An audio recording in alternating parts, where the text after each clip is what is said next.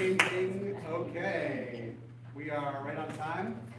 I'm Brendan Levy, and this is Becky Bobrell. Say it correctly. It's Bobrell, it's fine. Thank you.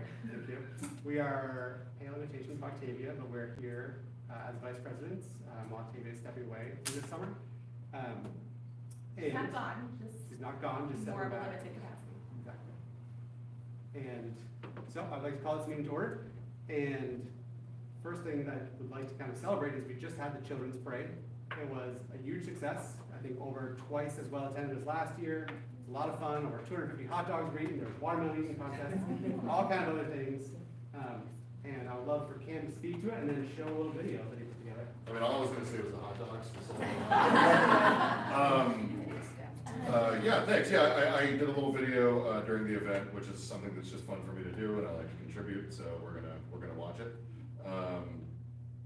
Yeah, the event was a huge success. Like special thanks to everybody who volunteered. Junior League helped us out with a lot of volunteers. That was awesome. We also had a lot of volunteers from the community came out, made it a super special event. And then thanks to all of our sponsors. We actually had about 3/4 of the cost, about 75% of the cost of the event covered by sponsors. So in terms of impact to like our organization, it was pretty minimal for a huge impact to the community. So super cool. And this is just a really short, fun video that I put together celebrating the event. If y'all didn't get a chance to see.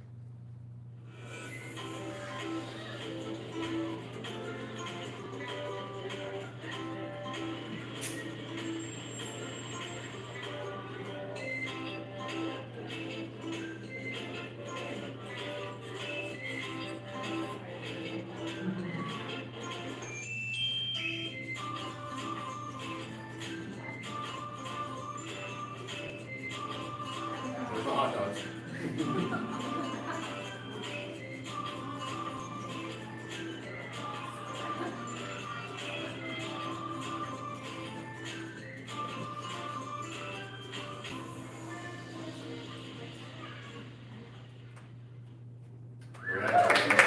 Super fun event.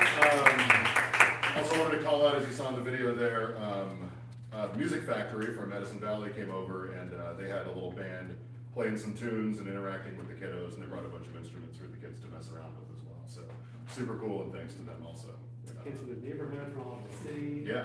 Yeah, great. If you missed it this year, come back next year. And even if you don't have kids, I'd say find some, bring them. Music, great music, hang out. Nice job on the video. Oh, thank you, thank you. Do you have a drone going there? Yeah. No, I had one of these really long poles. That was incredible. Like this, yeah. Love also to see so many new faces.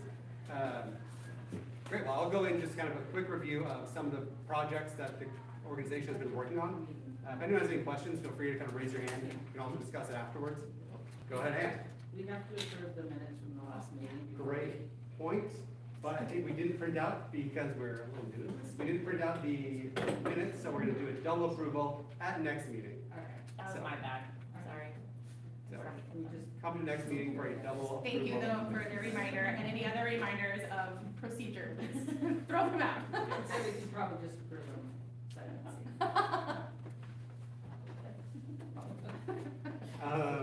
Okay, some other matters, and thank you for jumping in anytime.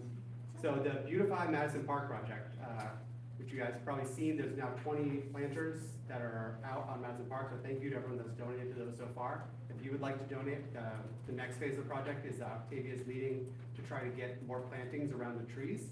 I think the planters, by the way, are looking beautiful and doing well in the sun, which has been great. I think there were some concerns that it blocked people walking or cars or other things. I think that hopefully you'll see that they're not doing any of that. They just make the neighborhood look more beautiful. And so I think the goal is to continue fundraising for that. There's ways to donate for kind of legacy plaques on planters and plantings around trees. And then there are other levels of donation. If you're interested in that, feel free to email us, let me know, ask questions. That's a specific project called Beautify Madison Park. And there's information about it on the website. And the money also covers maintenance to the care and maintenance of the planters so that they are working nice. So far we've got, that means Octavia's got up the lights, so the Christmas lights are now year-round lights, the planters, so continually getting more beautiful. Just, if you want to get involved at all, you know that means. The next project that I would love to discuss is a project to do renovations to Madison Park. We are in this building. This building is actually leased to the preschool. It's been leased since the 1970s, just really for the preschool year. They have very kindly let us use it for these Is that me? meetings. I Sounds like it's coming from this vacuum. box Okay, great. Oh, there it goes. Probably lifeguards. Oh, yeah, they're probably vacuuming. But that really, I think, highlights the point, which is, it would be great to have a building that we could do other things in. I think that is kind of one of Octavia's big visions for the future here. You know, it would still be a building, a small building, could still house a preschool, but maybe we could also do community meetings here more easily, have, you know, things like yoga classes, things like that, as well as a shoreline restoration project. So Anchor QEA that did in Baden-Bower Bay and Bellevue is now on board to kind of start the project pro bono. There are also some architects looking at, you know, what could we do with the bathhouse, still keeping it kind of small and respecting the space, but that might make it more usable by the community. If you're interested in that at all, we would love to connect after the meeting. I think right now we're in a phase of just collecting surveys from all the people across the city that use the beach to see, you know, what's working well at the beach, what's not working well at the beach. One example of that, our bathrooms are not in great shape, as you may or may not know. So that is the bathhouse renovation and restoration project. And if you haven't filled out the survey yet, Oh, yeah. we do have some QR codes up here that you can scan and do that. It's also on our website. It is something that we have to provide to the city. They need a certain number of people that have provided feedback on these kinds of things. So if you could just hop online, it does not take very long at all, and do that survey, it's really, really helpful and necessary.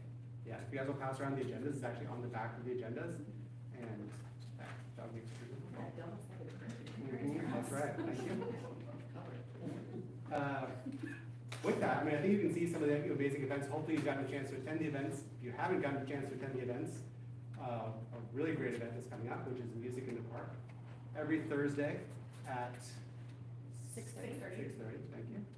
There will be a series of amazing concerts, which are great for families, great for everybody. Great place to listen at Parlor while you're drinking some wine, or out at McGilvra's. So every Thursday at 6:30 in the park, a series of free concerts. And if anyone wants to help volunteer, it would be great to have a few more folks for setup and tear down. So that would be helping with some of the equipment with the bands, getting that set up. You can talk to me after the meeting if you are interested in doing that. And should be fun.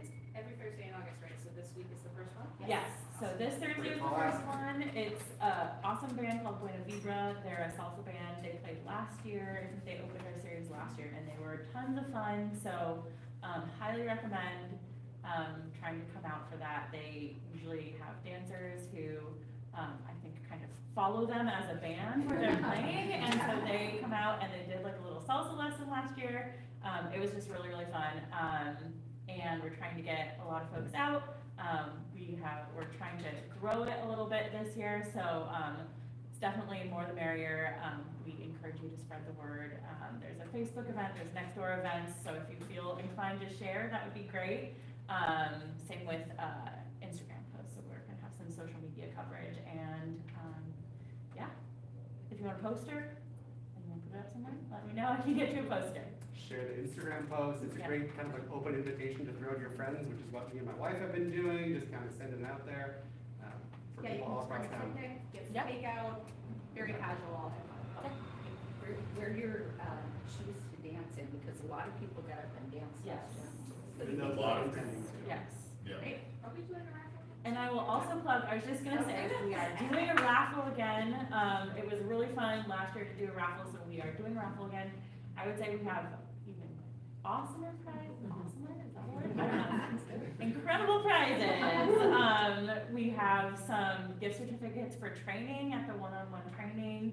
I think we'll, right down the street, a few of the restaurants in the neighborhood have donated gift certificates. Bookstore donated a gift certificate, and some others that I'm not remembering, but we have some really awesome raffle prizes this year. So, those are gonna be one ticket for $5 and 3 for 10. And that really helps us. We're trying to kind of build a base so that next year we have, some funds to work on. We're hoping next year to have it, sound produced and sound engineered. Maybe that's the right word, and a stage, so, yeah, any help we can get is appreciated. Yeah. And then Becky, do you want to talk about another fun event coming up, the Party in the Park? I do. Let's see. I don't know if any of you were able, I know some of you were able to join us for the Warmth and Wine last year that happened at Park Shore. It had a great turnout. We made some money at that has been keeping us going with our events this year. But this year we're going to do it bigger, and we are having it's called Party for the Park. It's going to be an annual event. It is an auction. It's a silent and live auction. We're going to have food, drinks. There's going to be music. There can be dancing at the end with music, and it's going to be on October 12th. There's posters hanging up all over town. I made sure of that this week. Buy your tickets, they're already going surprisingly quickly. Yes. You've done an amazing job picking up those posters. The tickets are $150. It is, like I said, it's at the Seattle Times Club. It's a beautiful space. We're gonna have lovely views. We have access to the deck outside. I know a lot of people have not had the opportunity to go to the Times Club. These have been I do some weddings there, but I have not been there a lot, and it's been really fun. The people that work there are really nice. They're working with us to help us put on this event. And it's just gonna be fantastic. We have a whole team of people that are putting together some amazing auction items. And yeah, this money will keep us going and be able to do all of these events that we've been doing. And because we're getting more people, it is gonna cost more to have these events. The Easter egg hunt, I know some of you were there as well. But, Macklemore was there, just to plug that. What? For those who are- Oh, Macklemore was there, there, so yes. it's a celebrity events at this point. Yes, it's a very celebrity-studded event. But we need about 4 times or more what we provided last year, because it was such an enormous turnout. So, the more people get to know us, and what's going on in this neighborhood, the more, funds we're gonna need. So that's what we will be doing, a Party for the Park and having fun. So please join us on October 12th and buy your tickets and share that when we post it on Instagram, or just go grab the link on our website and share it with friends and get a group together and come join us. It's gonna be great. It is limited though. It's limited to about 240 people. So, because that's what we have space for. So don't wait and get your tickets. If you'd like to volunteer to help make that event happen, Yeah. talk to her, or send an email to volunteers at Friends of Madison Park. Yes, and the volunteers at Friends of Madison Park will funnel you to wherever, just say in there, I want to volunteer for the music in the park, or Party for the Park, and they will get you to the right person, because it's really confusing for us to be like, talk to me. So anyway, yes, we need volunteers for day of, week of, and, yeah, it'd be great. Sweet. Before I turn it over to Diane for financial report, I just say the 3 things that you can do, one is just keep coming to events. The events are easy, you want an easy date night, great, go to Party in the Park, or go to one of these free concerts. Sorry, not Party in the Park, Party for the Park. Party for the future of Madison Park. And by the way, any of you haven't seen on the survey, it now leads to some pictures of what Madison Park used to look like. I remember someone else was telling me they used to float in a barge to have concerts here in the summertime, so I think, we have a big legacy to live up to for what this park can be about. Look up some of those fun historical pictures of the park as it was 100 years ago or 50 years ago. So get involved, so go to events, get involved. If you want to get involved and you're not sure kind of what commitment you can make, I hear you, I've got kids, this is, trying to find the time is hard, but you just email volunteers at Friends of Madison Park or fill out the volunteer form. The events are great, it's much easier than you think, and you can also have a lot of fun in a walking distance from your house, which is great. And then the last thing that of course you can do is donate. I think as you'll hear, we are operating on, very growing but shoestring budget. And any kind of donation, especially recurring donations, if you say, hey, I'm spending this much on Netflix and this is something that I go to events of every other month, and they're great, we would love your recurring donation. It makes it possible to plan these events further out, which makes it for cooler events, etc. QR codes to make those donations are on the agenda, so pass those around if you get a chance. And maybe you're feeling it today, great. If you're feeling it after you go to one of the events, that's also phenomenal. With that, I'll turn it over to Money. Diane. Well, thank you. So we didn't make a ton of these, but this is the summary financial report of where we're at. And the top section shows you the amount of cash we had in the bank at the end of June, $34,506, versus at the end of December, which is our fiscal year end, $25,000 went away. So we are up a bit in cash, not a ton, but we're also starting to spend more money as some of these things roll out. Year to date, we've had revenue which is basically donations and sales and event sponsorships of about 39,000. And our expenses have amounted to 29,000. Now, I will tell you, this is a cash basis financial statement, and our goal is to move to accrual. And to that end, I'm very excited to, this is exciting to me, you guys may not. But we finally, and with Brendan's help, we finally bought a general ledger system through TechSoup, which is an entity that sells software, partners with vendors and sells software very inexpensively for nonprofits. So we just bought a version of what's called QuickBooks Online, and I just started to set it up today. And I'm very excited about that because that will allow me to do accrual accounting, but it'll also allow me to quit using spreadsheets to track our income and expenses by our events, because it's not been very fun doing it on spreadsheets. Thank you, Jack, for everything you've done manually Oh. today. But also, Brendan and I are gonna work on some system integrations, because, one of the manual things we've been doing is when we get payments from, through the website and whatnot, those aren't going straight into the books, obviously.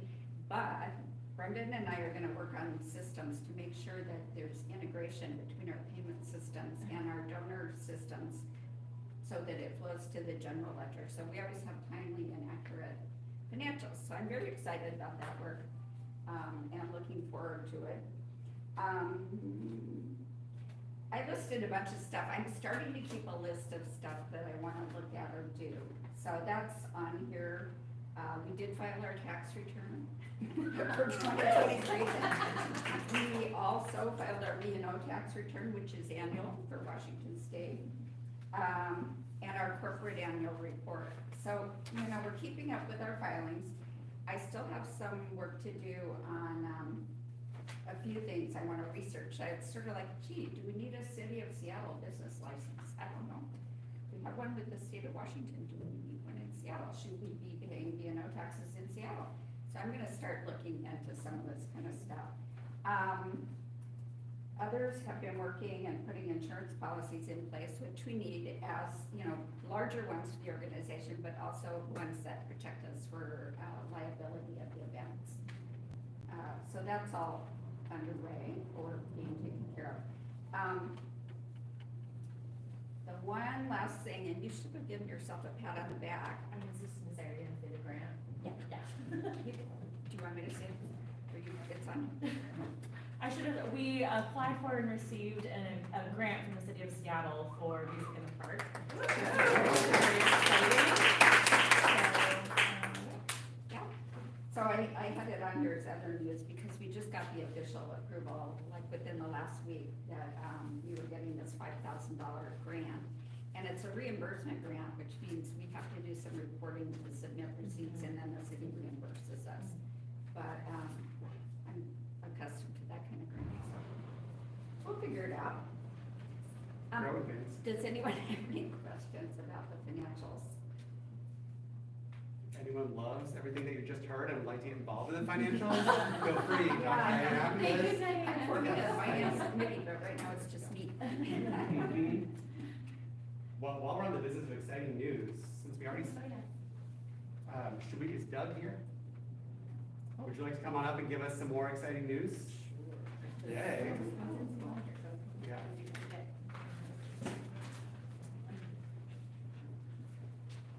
Thank you. My name is Doug Farr. I'm the director of Seattle Farmers Markets Association. This is Johnny Bellin, and he's one of my managers. My last name is not my career, not a spell. My last name is A year ago-ish, Octavia reached out to all of the farmers markets in Seattle with the idea of starting the farmers markets. Since that time, I've been in a lot of communications with her. We've been working with Josh, and we work with all of the farmers markets in Seattle. There's 16 of them, and then we're also part of the state organization for farmers markets, which is a little over 150 farmers markets.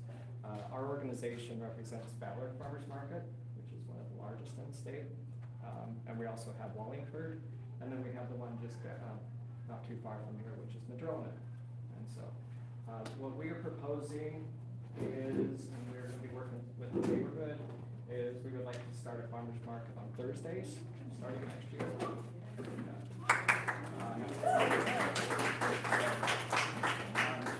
What we are currently doing is, we're gonna be doing outreach through all the businesses, in Madison Park, along the, area right over here. And we're also working with all of our vendors.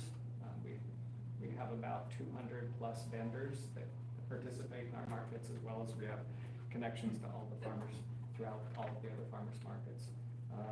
And so that's what we're hoping to do. It will be seasonal, and we'll be starting it through June and probably through September of next year on Thursdays. So. Hey, long time coming. Do you have a couple questions? Yeah, I have a question. Do you think, because Madrona is very close here and we're all in this together as neighbors, do you think you're depleting one and, do you know what I mean? Should we be trying to support that while they try to support us in something else? Rather than, I don't know if, because I know I go there and people from Madison Park all go there. Yeah. So where are they going to get more people? You're like robbing Peter to pay Paul. Yeah, we don't believe, we're not robbing anything. No, I don't mean that, but there's Uh, only so much, and we're not there is. having that much more housing coming in here. There is. Madrona is a very small, limited market, and it serves two purposes. It serves the people that are coming from up on top of the hill, First Hill, stuff like this, and then Madrona serves down here Madison and the Shy and things of that nature. Right. I'll be honest with you, 8 years ago, I came and looked at this as the possibility of a farmer's market, of moving Madrona over here. We don't want to do that at this point, but on the other aspect, we are looking at saying, this one, we're investing 100%, or we're willing to invest 100% in, if everything works out, into making this Thursday market. And then with Madrona's farmer's market, we would look at the possibility of either relocating it, possibly, to where it serves a little bit more further, or if then we are going to see the possibility of having both of them, but we don't want to split the two. Yeah, but remember, they've stuck it out for so long, they started it first. I'm not here, I live here, I'm great, but I'm just thinking of the other person. And they started that, and they got people here, now, you know, what happened? So Madrona actually started off as Madcap Farmers Market, which is on the top by Madison, or by Capitol Hill. And so that's where Madrona actually began. I believe it was, well, I've got the dates, yeah, but that's where we did it. And then we relocated it down over to Grocery Outlet. We do serve, most farmers markets, we do a survey with all of our markets. And so we know the proximity of how many people travel. The majority of the farmers market serves approximately a mile to a mile and a half is the majority, over 50% of people that go to a farmer's market. The rest of them travel beyond that. With all of the farmers markets throughout the city, we don't step on other farmers markets' toes. We want to say, does it have the capacity in order for it to have another farmer's market? I don't believe in starting this one if I felt like that both of the neighborhoods could serve it. And a lot of the vendors that would be there would be serving both of them. Our organization has the capacity to hold both of them, and my managers and I both feel like, you know, we're not going to start this one if that one is going to suffer too much. But That's confusing to what you just said a minute ago, which was you're thinking of moving that one over here. that would just, we're not going to move that one over here. I did 7 years ago look at that as possibly moving it over here. But at the time frame and even now, we believe that Madison could support a farmer's market on its own, and we still believe that Madrona would still be serving that community as well as the First Hill community. This is all, I think, great feedback. Also, don't miss the code so you can give this feedback. You know, we obviously have a great walkable local grocery store. I would remind you, a lot of the city has we'll soon have one grocer in the form of, as the grocers of the state merge and maybe some kind of disruption to that. So, I'd say farmers markets can also draw people buying farm fresh produce instead of shopping at, big box grocery stores, which also have their place, but. Yeah. You're also purchasing directly from a farmer, which is a huge, huge deal. It's a good thing. Do you have a location in mind in the park? It would not be in the park, it would be from right over here in front of the businesses, slightly off Well, center. what about parking? We're already at high capacity for parking.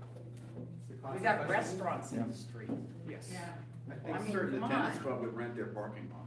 I would say, why can't you use the park like Wallingford does? Yeah, we don't need it in our I streets. mean, We have I think parking, you're it's asking, terrible. the business will not be as receptive No. if you're taking away their parking Mm-mm. for 4 hours on a Thursday afternoon. That's a pretty busy night down there. It'd be from 3 to 7. That's No, correct. and those people down here have been here for years, they're independent, they count on the people, and we can't do that to them so we can have a farmer's market. Yeah. Because these small businesses count on that, people come down, walk around, their kids, they go to the bakery, they get ice cream. We can't go in, there's not gonna be parking, that's not fair to these people who put in sweat, blood and tears and money, especially through COVID, and now this, I I think think a people big from here part of can. farmers markets What? is, I think a big part of farmers markets is being able to access them easily, and this would be an opportunity for people in our neighborhood to be able to walk to this farmers market. I mean, I've had the opportunity in my life to live in 2 different neighborhoods that had a really strong farmers market, and that is what we did on the day when that farmers market was happening. Everybody walked to the farmers market. You centered your evening around it, you centered your Saturday morning around it, whatever it was. And it did not deter people from going to local businesses. In fact, it got more business for the Yeah, local but businesses. Madison Park is a magnet, people will come here, oh, Madison Park's so cool, they love to come, go to the bakery, go to the shops, now they're gonna go to the market, it makes it even more, we're gonna draw in people from all over because of, quote, Madison Park. I understand what you're saying, and I go to my daughters in Magnolia, people walk from all over. This is great. I So- apologize. Sorry, go ahead, Doug. Yeah, so 50% of the people that would come to farmers markets do walk, or a majority of them walk because it is less than a mile from the farmers market. The farmers market is set up to serve a community, and it does bring in other people, which is what farmers markets are, similar to go into Madison. There is a QR code, we do ask for public feedback. There is no guarantee that there's gonna be a farmer's market down here, we're just looking at proposing one, that's why we're here. If the community doesn't want it, of course, we don't wanna go in there and force ourselves on something, but we are here to just make this proposal and ask for public feedback. Yes, so, feedback, if you like it, all the things, please give them the feedback. I think it'll be exciting, but it's not gonna happen until next summer anyway, so Yeah. feedback. Yeah, there's plenty of time. I just want to reinforce what was said here, because I don't think it's that we don't want it, it's that we want to be neighborly with our adjacent neighborhoods. Yes. And we don't want everybody siphoned over here, we have the beach all summer as Yeah, well. we have that. And we really want to support that particular market, and I could see for myself, I go there too, I run into a lot of Madison Park neighbors there, it's fine that we drive there, there's parking there. I think we also want to be You know, neighborly. it's nothing against what you've done, it's Hmm. wonderful, but I think we have to think bigger and not just want our own little thing here. Hmm. We already are a very privileged neighborhood, and I think it would be really wonderful to extend ourselves into other neighborhoods. And I will get that feedback, but I don't want you to think we don't want you here, we don't appreciate your work. It's a bigger picture that we're after here. I think it's very fair feedback, frankly, all of it, yeah. Yeah. But again, we believe that Madison Park could support a farmer's market, and we would work very closely with the neighborhood to try to make sure it is a win-win for everybody, the businesses, the neighborhoods, and everybody, as well as we believe that, Madrona, we're still very much invested in. And maybe as this gets closer, we can have you guys revisit for some additional Yeah. thoughts. We have to Yeah, move yeah. on for Can I today. just have Yeah. a comment here? Sure, you're good. So, for those of you who don't know, we hold that monthly artisans market in the Bank of America parking lot. I will tell you, the feedback I get from the neighbors that are walking through is they are dying for a market down here. They want to have a farmer's market here. They stream to that market every third Saturday. We have so much positive feedback about that it's really amazing. I am just saying, can we check with the Seattle Park Department so we can hold it in a park? So we're not taking away from businesses, yet still providing what our neighborhood is really looking for. And on that same note, you are not here just of your own volition, we asked you to help us. Yes, so thank you very much. And people in our community, not just us, people in our community, people as part of the Friends of Madison Park organization, got in touch with them and asked him to help us do this and see how this could work out. So this is not them saying, we need a market here. Our community has asked, a lot of people, not everybody, but has asked for a market here. But So everyone can yes, give feedback, yes, and if give you have feedback. feedback you'd like us to route, feel free to email vice presidents at Friends of Madison Park, and we'd be happy to kind of take feedback and think about how we do this, when we do this, where we do this, and kind of help convey all of that. And it is where, we're not 100% saying this is where it has to be, that would be your market, as well as, Madrona and stuff like that, so, yeah, but please Thank give us you the so feedback. much. Yeah, you guys. Thank you guys. Thank Thanks you. for giving us time. Appreciate it. Thank you. Thank you. Since we already spoke about the music in the park, should we move right on to talking about the Triangle Park? Is that right, by skipping things over?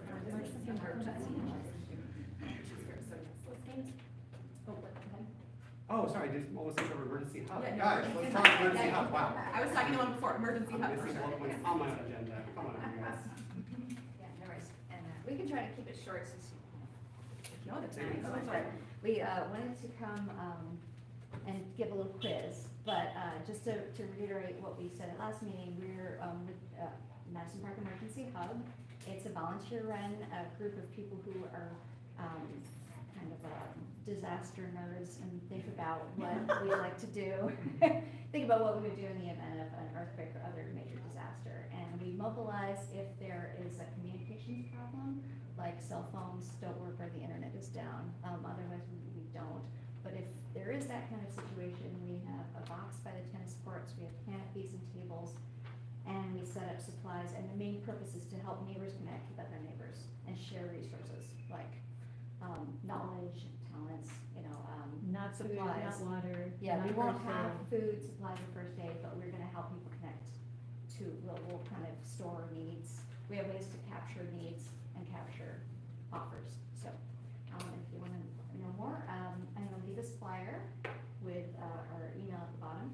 But what we want to do today briefly is to do a little quiz on, We are here in a preschool, so we're gonna do the alphabet quiz. How many of you know what this letter of the alphabet is?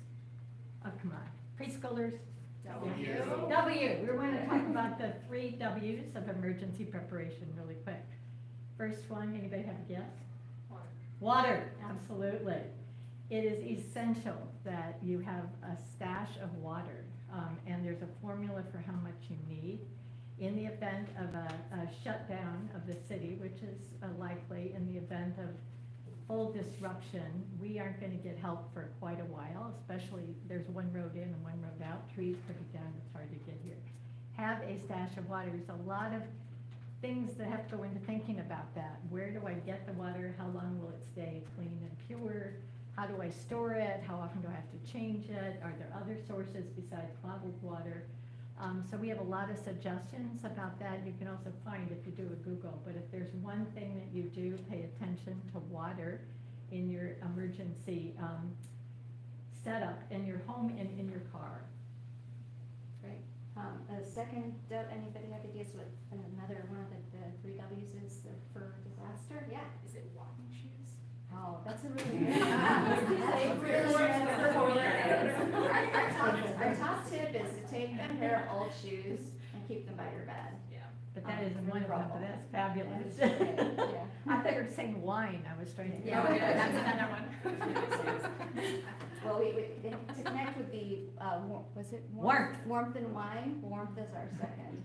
So what kind of things would you have in the case of warmth? I mean, we obviously don't know what season, we might have a disaster here.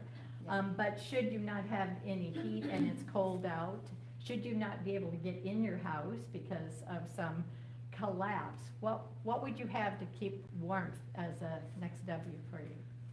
Space blanket. Space blanket, yeah, those Mylar kind of space blankets, easy to get, that's a great one. Anything else? Maybe a pair of gloves would be handy. Warm socks, so things to keep maybe in your car, just throw in a little kit, socks, gloves, an old You jacket. can buy those little hand warmer things to shove in. Think about saving space what things for warmth would be really useful. And everybody knows what you need when you get cold. So just think, if you have the space where you're storing things, what would you put in there that would keep you warm? And obviously, if you don't have a coat, that idea of one of those emergency space blankets. Yeah, they fall down really small, so it's very cool. And the last one is not as obvious, but it's a fun one to talk about. Maybe it's. The wheels. No.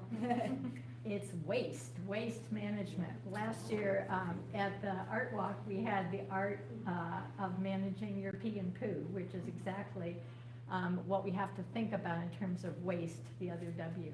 Yeah. One of the fastest things that happens in a disaster when things, water goes down, supplies go down, is disease spreads and things get contaminated. There's lots of important things you need to know if you can't use your toilet, or even if you can, how you can keep that system functioning. So I don't want to go into all the gross details right now, but that's a whole other area to think about. There's tremendous easy solutions to these resources. So think about 3 W's in this balance of the summer and what you might Yeah. add to your. And we put together some tips and some facts about the 3 W's, and I'll keep them by the door.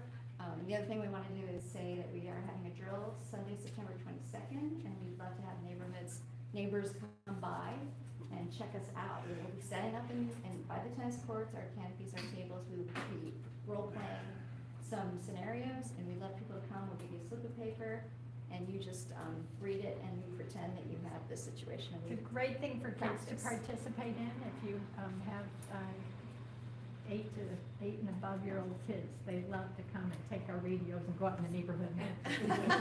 And they are great at, we have little role-play slips. Can you come up and challenge us? Like, I've lost my dog, where do I find my dog? So all those kinds of things. So we need people to come and take up one of those little scenarios really quick, spend 10 minutes with us and help us practice and see what else you might want to do in the ongoing months and years.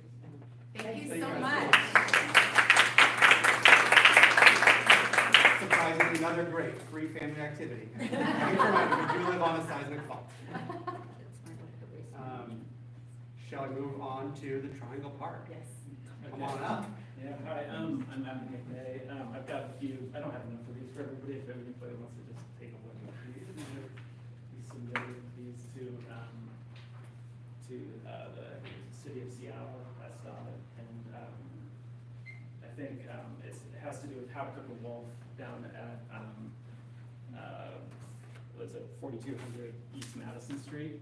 And so a little history, my name's Adam McNay. My grandfather, Bert McNay, donated this little park to the city in the early 1980s, and our family's kind of been responsible for the upkeep of the park, along with the community, and I know that you guys are paying for water, and I don't know if there's other costs, just water, okay.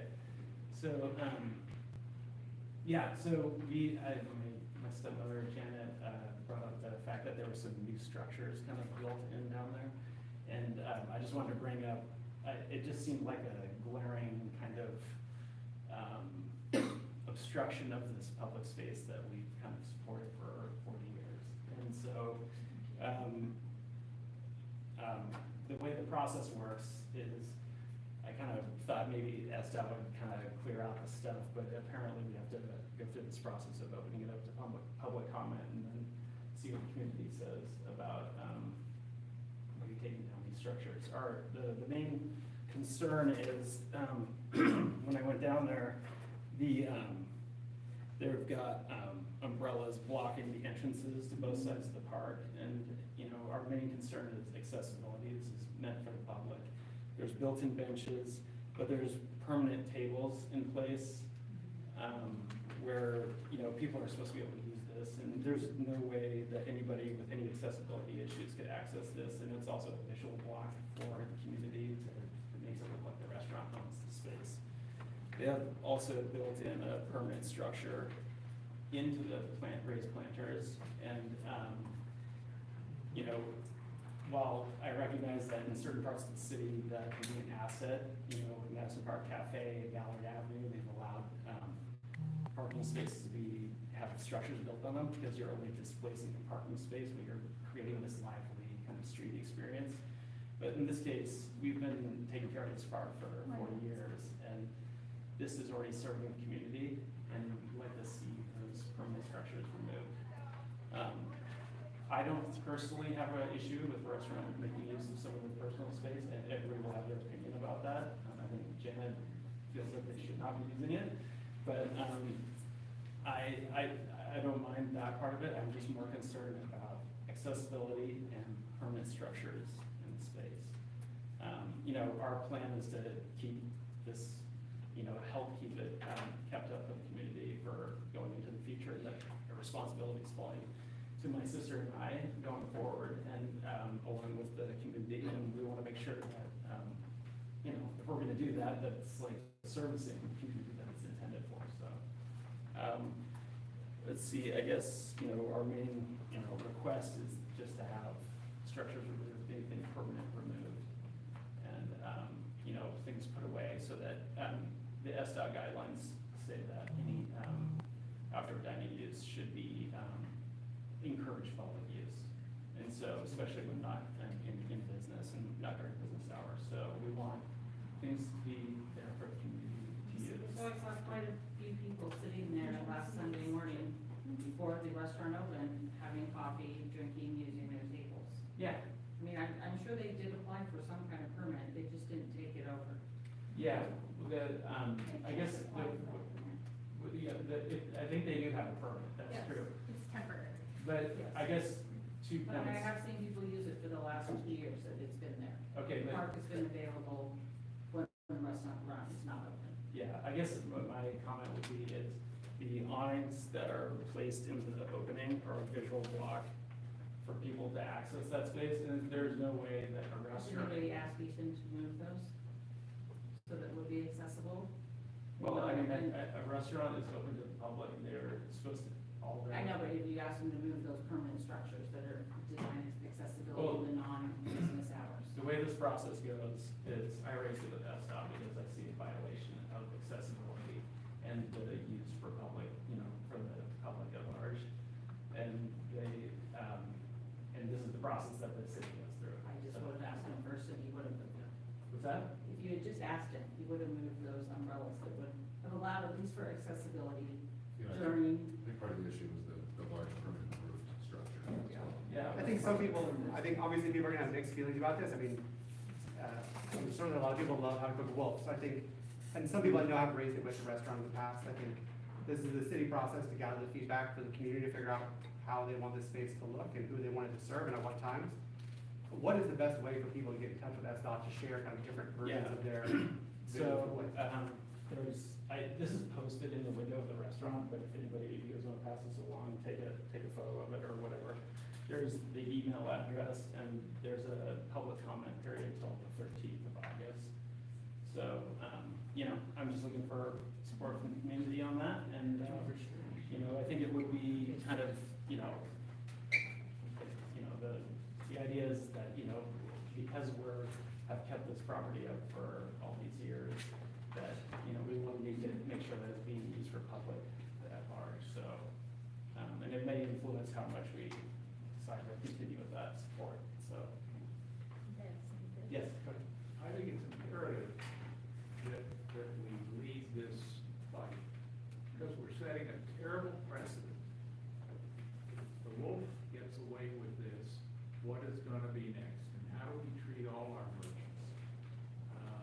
And I can't speak strongly enough to saying, look, this was created due to COVID, fine, I totally understand that.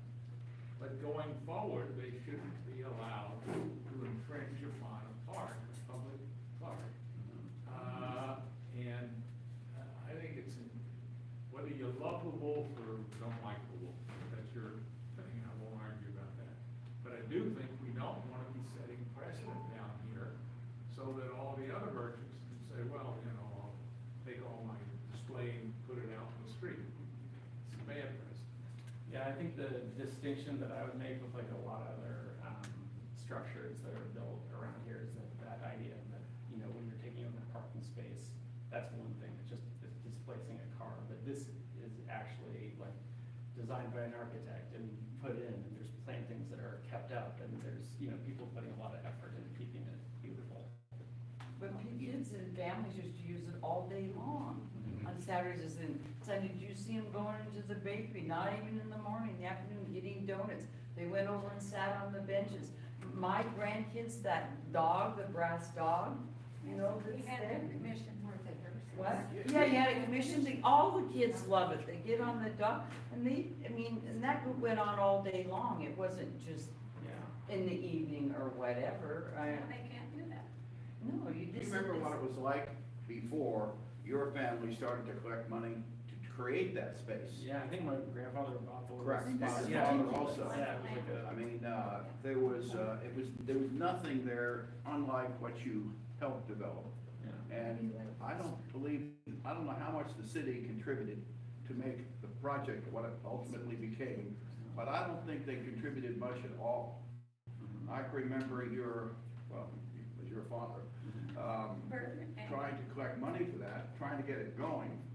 And there are a lot of people in Madison Park who contributed money. I don't know how much the city ever put into that.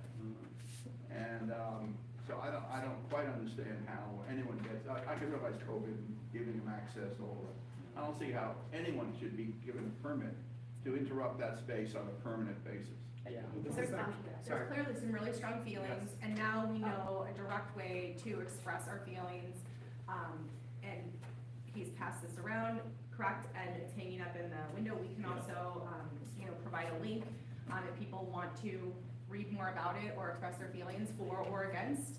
And, Yeah, I think there's probably a lot of win-win solutions. So, Yeah. thank your family, thank you guys for everything. Yes, you've done. Can I add something really quick? Sure.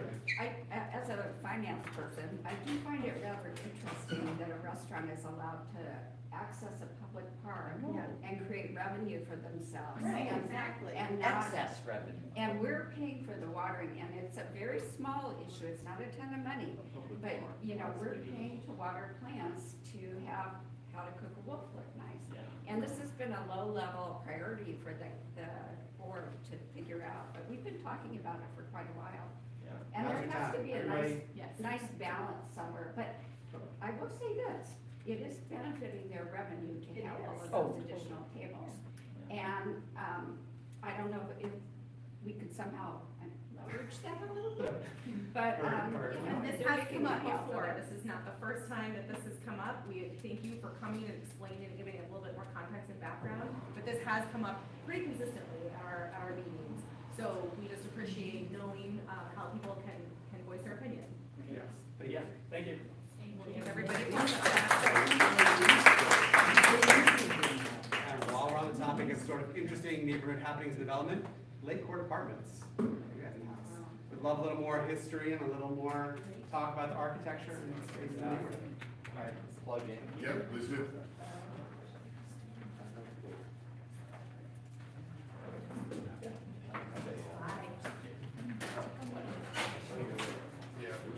Wow, thanks. Thank you so much.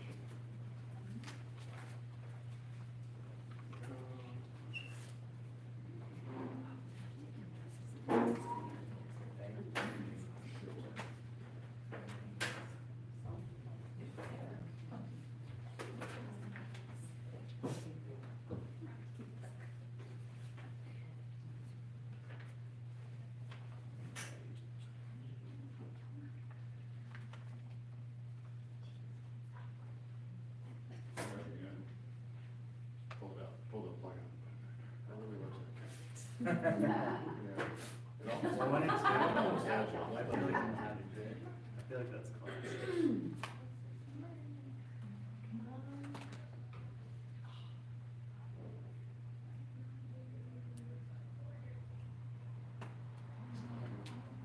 We're happy to make do without multimedia until you walk by afterwards. Oh, yeah, that's a great idea. Let's move on to the next thing, and you guys work on that for a minute. Oh, and then okay, come back. perfect. Okay. Yeah, that sounds great. Art walk out. Yeah, do we have any art walk, volunteers here tonight, representatives, art walk through Home Street Bank? Okay, we're gonna skip that one as well. And you're talking about Miguel for Element? Great, I forgot to remove this for the agenda. So McGill, so as many people know, Seattle Public Schools is in a budget shortfall, potentially proposing closing up to 20 elementary schools. given the criteria they propose, it's McGilvert Elementary just up the street, which is a beautiful school, over 100 years old, amazing school. It's, it's likely at risk for closure. I think there's work being done at the state level to try to hopefully get more funding for all schools across the state. There's people that are kind of pushing back on this sort of mass closure plan that Seattle Public Schools has proposed. If you'd like to get more involved in that, come talk to me. We're kind of working with the district or advocating at the district to try to keep the school open, to try to advocate for small, excellent neighborhood schools, to keep them open as sort of, real kind of beacons in their communities, as McGilvert is. I would love kind of anyone else that wants to get involved, that cares about public schools, that cares about helping make Seattle Public Schools a sustainable and excellent school district. That's all I have to say about that. Yeah, Brendan has kids there, I had kids go there, I know a lot of people have strong ties to McGilvert. And then there's also a new superintendent of instruction, I think it's called, on the ballot right now that we're all voting for, so make sure to look up those people and vote. Yes. So how well known is it that this school is being targeted for closure? How many It's people, in I all- wasn't aware of it. The well-resourced schools is what it's being called, and it's in the papers, it's online, it's everywhere. The school district is in a major deficit and has been potentially run. I'm aware of all that, but do Yeah. they actually have a list of the schools that are targeted? Pushed it back several times. They'll Okay. announce it theoretically in September. Okay. I was gonna say. Already, plans are changing in response to Yeah. advocacy, which is But mostly a good thing. So far, it's open, for next year. Yes, sorry, it's open for next year. It's a great school. I love it. My kids love it. If you know anyone that should be recruited there, tell them because it's great. It was one of the reasons we moved to this neighborhood, so it's great. Okay, let's talk about Lake Court Apartments. Cool. Okay, thank you. Hey, I'm Jesse Rice, and I used to live over at Lake Court until very recently. I don't know if folks are familiar with Lake Court Apartments, but it's the apartments with those like big turrets. It's really European looking right over there. And so we've actually submitted a landmark nomination for the Lake Court Apartments. So why nominate a landmark? What is a landmark? So the Lake Court Apartments is gonna turn 100 years old next year, which is really exciting. And so a historic landmark designation will help protect the building from getting torn down, having major things done to it to, modify the historical significance of the site. It also provides benefit to the community at large by protecting some of the history of Madison Park. There's some other local and national landmarks nearby. So there's McGilvert Elementary, which went through the same process a few years back. So they're actually a protected Seattle landmark. There's also Pioneer Hall. And then there's also the Samuel Hyde House. If we look at some of the other nearby landmarks, one of my favorites is the Arboretum Aqueduct, the really cool bridge in the Arboretum. There's the Volunteer Park Water Tower, etc. Moving on, so Lake Court Apartments, I know some people kind of sneak in, even if you don't live there, to take a look, but there's a couple different building units in there. The first one was built in 1925, it was called the Shoremont. There's some really old Seattle Times articles from the 20s advertising when they were putting them up for rent and things like that. Then Lake Crest was built a few years later by a different architect. The Madison Park Ferry used to run down here, right by the Lake Court Apartments. And then lastly, at Lake Court, they added one last building structure in 1952. So the architects that designed the Lake Court apartment buildings were very historically significant. And it's kind of crazy that it wasn't just one historically significant architect. There's actually 4 total architects that worked on the whole structure over there, on some of the different buildings. So there's William Bain Sr. He had the first architecture license in the state of Washington. He also founded NBBJ. He's one of the, I think, 4 people that founded it, which has offices in New York, Hong Kong, etc. So obviously really influential, important architect.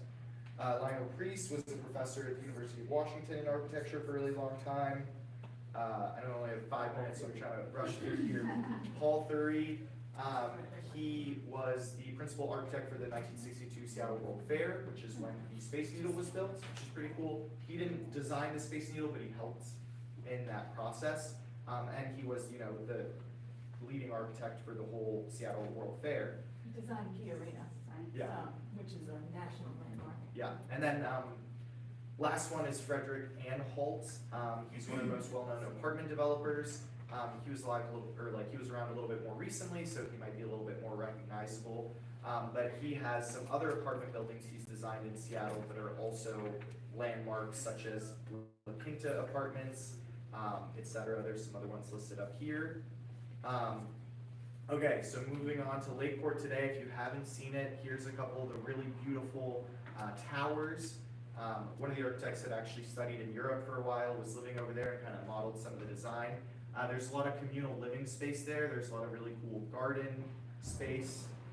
There's also a dock right on the water that you can see here. So there's really beautiful water access. It's the biggest wooden dock on Lake Washington. Also, this apartment complex was the first major apartment complex on Lake Washington. Here's one of the other, the brick building that you can see here that also has a really beautiful area. Another picture of that same apartment complex. Here's another angle more down by the water. And then lastly, here's the Anhalt's edition, which is the closest to the street. So this is the one you probably see as you walk by the most. But I highly encourage you to, well, I guess take a look. It's really beautiful. There'll be more pictures. And so the reason we're here today is because as part of a landmark nomination, there is going to be a public forum. And so people can go there and talk about if anyone here has any connection to Lakeport or just thinks that it's important or likes to advocate for historical protections. You can come if you want to give us your email. We'll keep everyone up to date if you want to like maybe be part of the that process. If you kind of want to like sign on as someone that supports it, and then I don't know. Is that it? Do you have anything else to add? We're gonna have a website, it should be published in the next couple of days, and they can put it in the Madison Park newsletter. But also if you sign on with me today, I've got a little sign-up sheet, just give your email address or your name and phone, I can provide that to you. We've got a kind of an email alias that we email people what's going on with the nomination. We do expect to have the public forum within the next couple of months to go in front of the Preservation Committee and defend the nomination. And so, yeah, if you have personal feelings about the Lakeport Apartments, you know, a lot of us do, a lot of us have lived in the neighborhood for a long time, a lot of you may have lived there at some point or known someone who did. A lot of us who are here now live there now. And it means a lot to a lot of people. People come up and talk to us about it all the time. We find people wandering around the property who will tell us, I lived here 30 years ago, I just wanted to see it one more time. And it means a lot to a lot of people, so. Is there a certain roadblock to getting the nomination accepted? Like, is there a reason they wouldn't take it? No, it's just the same process. We're just going through the process. Yeah, there can be different things with the like economic viability of continuing to have the apartment complex as it is, but it currently is like up and standing and all the units are rented out. Maybe there's like one or two. Well, I'm just gonna ask this question. So is there a financial advantage to Lakeport to be a historic landmark in terms of maintenance and upkeep? Because I know that some of the buildings are useful work. Yeah. So, you know, I believe there are new owners of that property at this So point. so they have been working on a sale, and the advantage to a historical landmark is more of a historic preservation advantage. So they have to work with the city. So basically the way the process works, we've already nominated it, we've gone back and forth with the city a bit on some corrections. You have to write like a huge historical paper, like 100 pages, etc. So that part's already done and everything. But essentially they'll work with the owners to talk about, okay, like what's economically viable to make this property like as good as it can be, etc. So they will work with them. If they need to fix something, they can fix something. It's not just shut down to like any renovations or anything like that. They like come to reasonable expectations and determinations. And we heard too that there was like 18 different people or groups. The new owner said that there was around 18 groups of people looking to invest in the property. So it's not like it's just like a rundown property that someone's saving. Like it has a lot of economic advantages and a lot of opportunity to make money on it. And so people are trying to make money on it. It would be great to also protect it at the same time. I totally support that. So. Cool. But yeah, I mean, it wasn't anything to do with the new owner, it was the tenants who decided before before we even knew the building was up for sale. We just knew that the buildings are turning 100, and people have tried in the past a few times to kind of get something going and didn't really get very far. So this is the furthest anyone's gotten.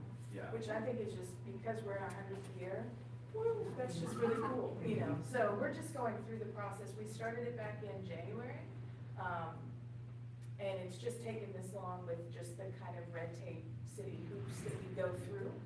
Yeah. But, you know, it's not been a difficult process. It's just building a historical paper. It's 100 pages long, takes a while. There's a lot of research, a lot of checking, a lot of archives and things, and so, yeah. I'm really glad that your presentation worked, because it was really good. Thanks. It's a beautiful building. Yeah. Thank you so Time for much. one question? Oh, I just wanted to mention that I believe historic status can also confer tax credits to owners who maintain property. Nice. They can also choose, I think, the city can designate only part of the structure. It doesn't have to be all or nothing, so they can say only the exterior is historic, the interiors are up for grabs, or they can say only this lamppost is historic. Like, we don't know what they're gonna do, we're just putting it out there, so. Yeah. Thank you so Thank you much. so much.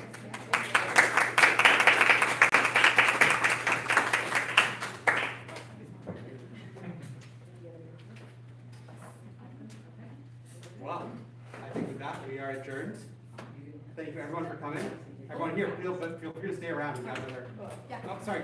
Well, I don't think I went through the proper protocol to get my little folder on. Could I just have 5 minutes?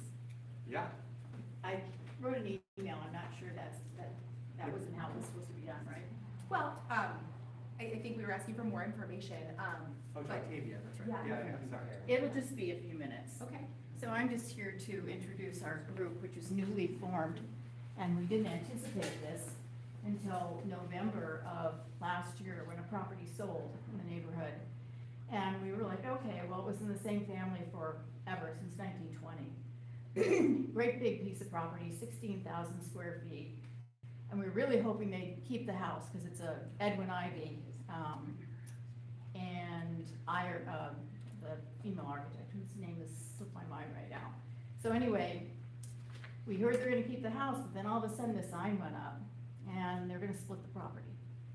And it's only one lot, that it's big enough to split, but you have to go in and have a short plat done.